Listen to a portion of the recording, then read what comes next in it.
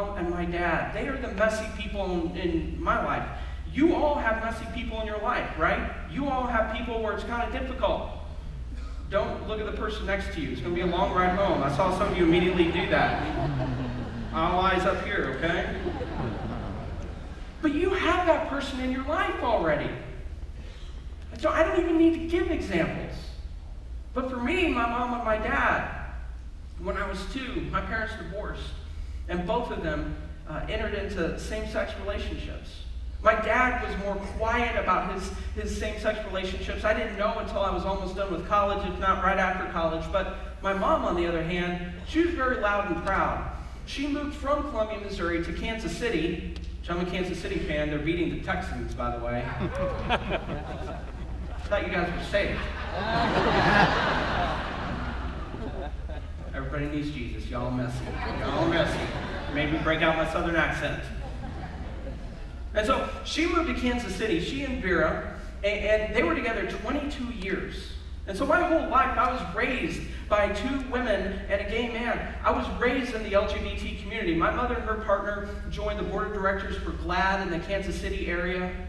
Not only that, but they ended up taking me with them to gay bars and clubs and conferences, and they took me with them to gay pride parades and campouts. And I remember in one of these gay pride parades, one of the many that I marched in, I'm walking through the gay pride parade, and at the very end, there were all these Christians holding up signs saying, "God hates you." And if that wasn't offensive enough, they seemed to be spraying water and urine on everybody. And I looked at my mom and I said, "Mom, why are they acting like that?" And she said, "Well, Caleb, they're Christians.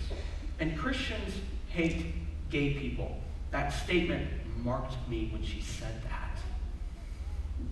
Growing up in my mom's community, there were not a lot of other kids like me. And so a lot of people said, when you went to parties, I assumed you saw things that you shouldn't have seen. Well, not really, because I went and found a room. And you see, I brought my Atari with me, or Nintendo Original Duck Hunt. Some of you remember that, remember rocking that.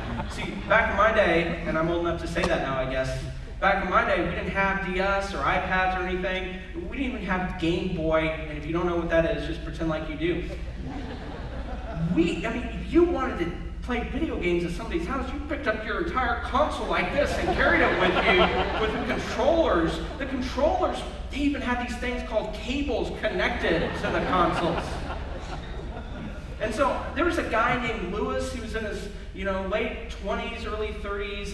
He was a big, tall guy, looked like Kobe Bryant. Just think the opposite of me in every way, and that's what he looked like, okay? And he got bored of these parties, and he and I became friends, and he started playing video games with me.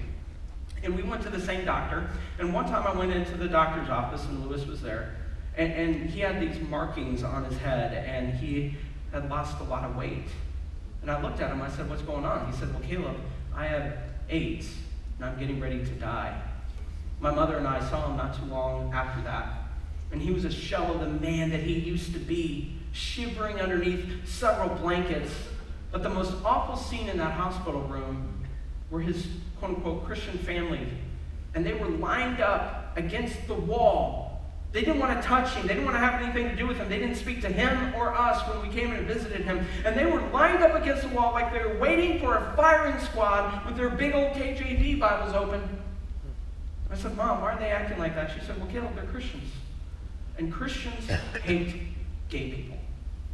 And I knew at that moment I never wanted to become a Christian. So, when I got to high school, my life was really out of control. I would go out and party and sneak out of the house. My hair used to be down to here. And, obviously, God has a sense of humor because he has taken this away. He has added in this region. Don't know how that happened. We don't talk about that, do we?